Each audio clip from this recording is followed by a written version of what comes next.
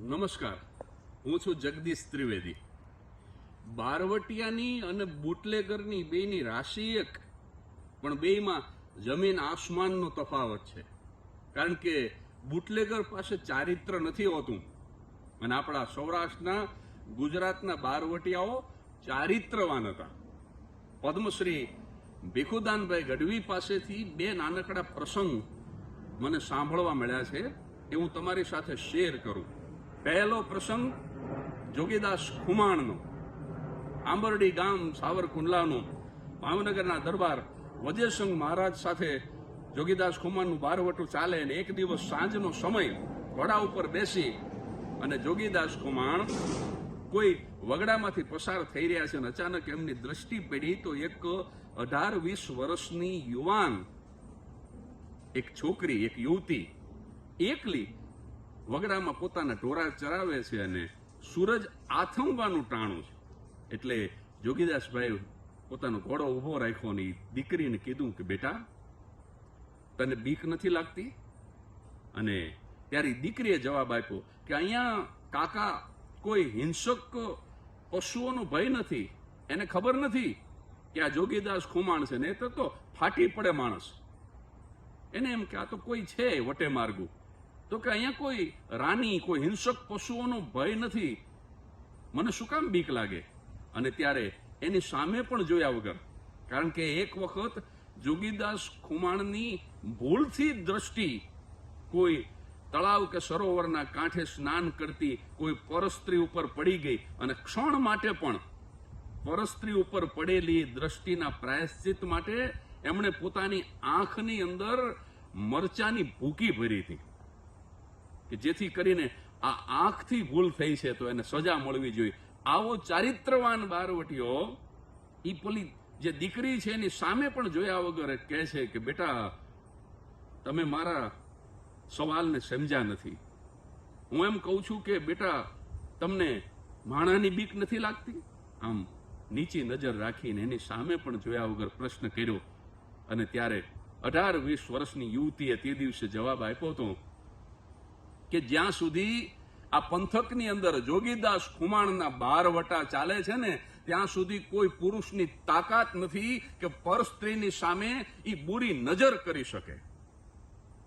અને આ જવાબ સાંભળી અને ભડભાદર જેવો બારવટીયો જોગીદાસ ખુમાણ બોર જેવડા આહુડાથી રોવા માંડ્યો અને આમ હુરદ નારાયણ આથમતા હતા અને તરત જ બે હાથ જોડી અને હુરદ નારાયણને એટલું જ કીધું કે હે હુરદ નારાયણ, હવે મારું બારવટું પાર પડે કે ન પડે, હવે વજયસંઘ મહારાજ સાથેના વેરમાં હું જીતું કે હારું, પણ મારા ઉપર ભરોસો રાખી અને આવી જે દીકરીઓ, આવી માતાઓ, આવી બહેનો વગડામાં જે ઢોરા ચરાવે છે ને, હે હુરદ નારાયણ, એની આબરૂને તું કાયમ અખંડ રાખજે.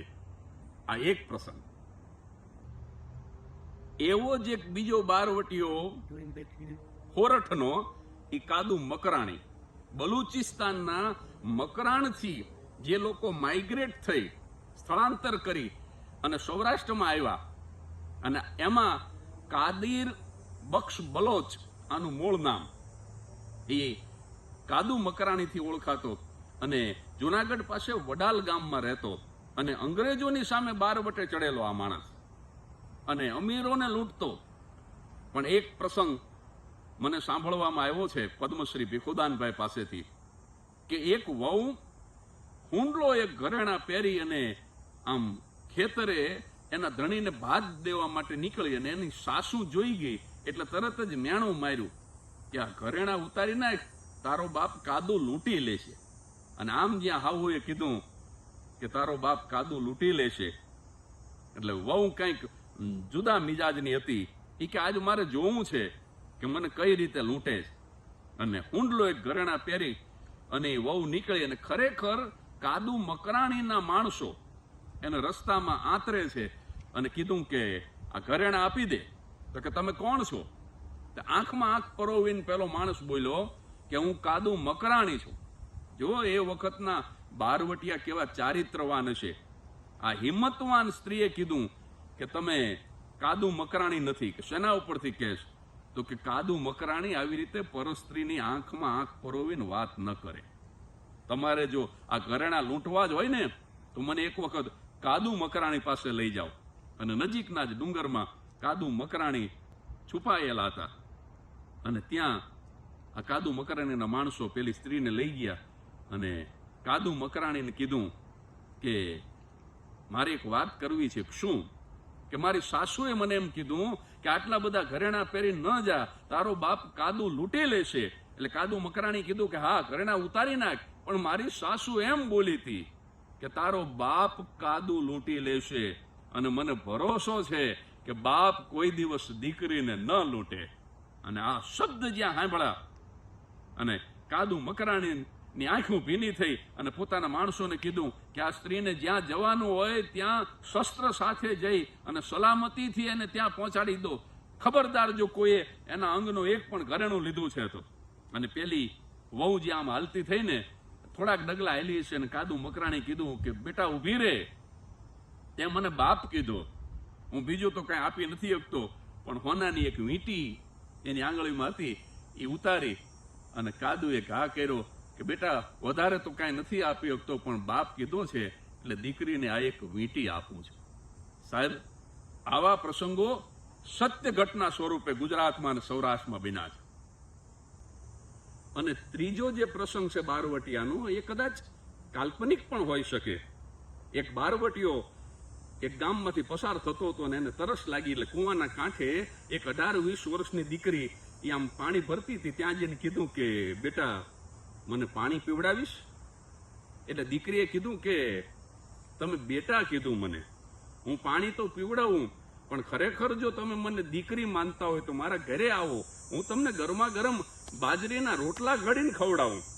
અને પેલો ખૂંખાર બારવટીયો એ દીકરીના ઘરે ગયો અને દીકરીએ સરસ મજાનો બાજરીનો રોટલો અને રીંગણાનું શાક ને છાશ ને માખણ ને ગોળ ને પ્રેમથી આ બારવટિયાને જમાડ્યો. પછી આ બારવટિયાએ કીધું કે બેટા હું તો બારવટીયો છું અને તે મને પ્રેમથી જમાડ્યો છે, તારું અન્ન ખાધું છે, મેં તને દીકરી કીધી, તે મને બાપ કીધું. આજે હું તારું ગામ લૂંટવાનો છું, પણ તે મને જમાડ્યો છે એટલે તારું ઘર નહીં લૂંટું. પણ એક કામ કરજે, મારા માણસોને ખબર ન હોય કે તારું ઘર કયું છે, એટલે તારા ઘરની બહાર જે ગોખલા છે 2, એની અંદર ચોખા ઘીના 2 દીવા પ્રગટાવી દેજે.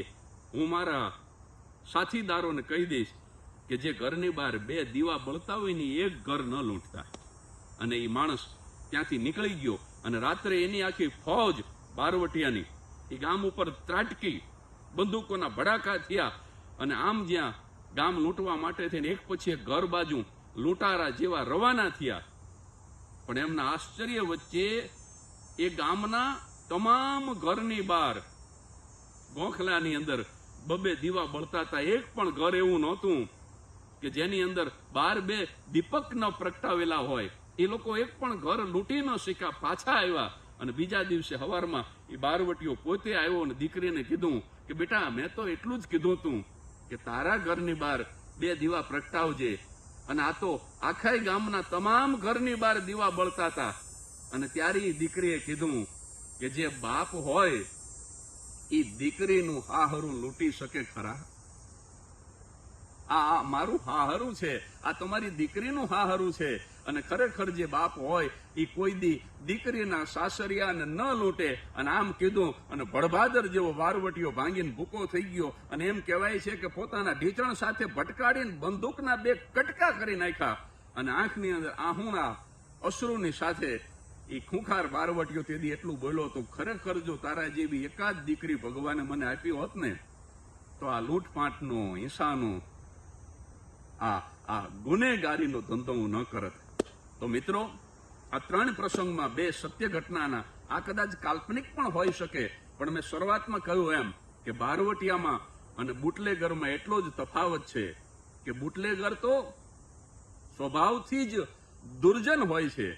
બારવટિયા સ્વભાવથી દુર્જન નથી હોતા, સજ્જન હોય છે. પણ પોતાને થયેલા અન્યાયને કારણે એ લોકો કોઈની સામે એ બારવટે ચડેલા હોય છે.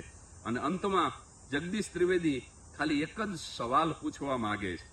એનો મને જવાબ આપવાની જરૂર નથી, પણ સવાલ એટલો જ છે, મનોમન વિચારજો કે આપણે આ બારવટિયા જેટલા પણ પ્રામાણિક છીએ ખરા? ચારિત્રવાન છીએ ખરા?